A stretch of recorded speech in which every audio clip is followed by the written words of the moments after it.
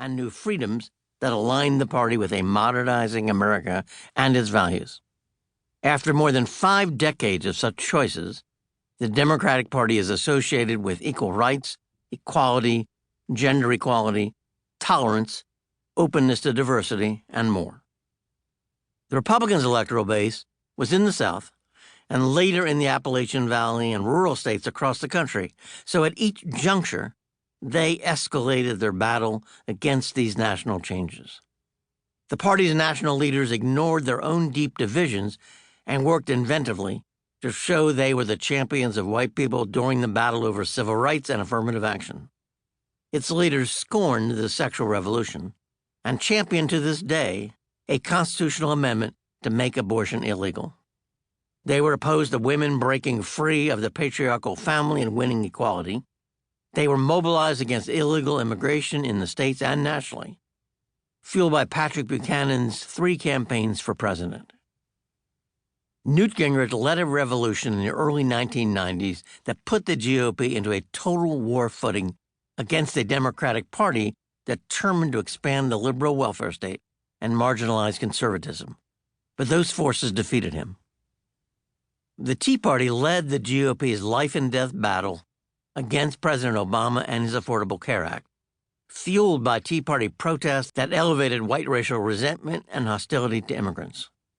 Defeating and delegitimating President Obama was the last chance to stop the new America from winning.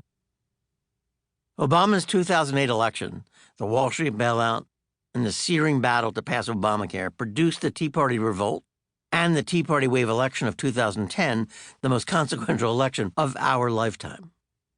It gave the Tea Party-fueled Republican Party effective control of the U.S. House and Senate, 2/3 of the governorships, and more than 60% of the state legislative chambers, which rushed to radically redraw the legislative and congressional maps to ensure big GOP majorities for a decade.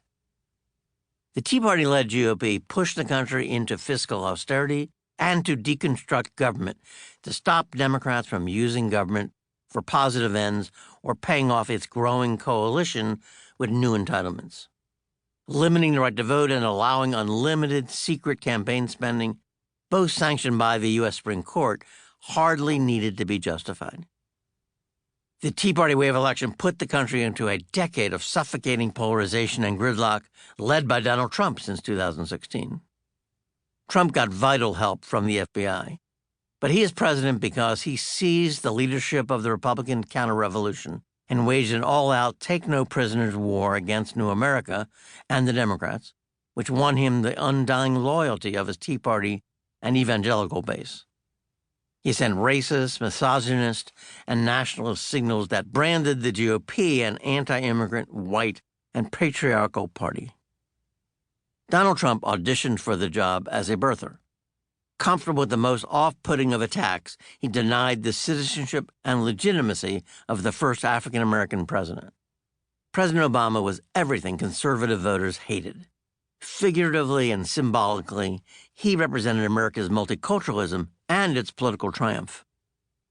Trump got the job of leading the GOP because he hated Obama and Clinton so viscerally, and he promised to repeal Obamacare and build a wall against Mexican immigrants.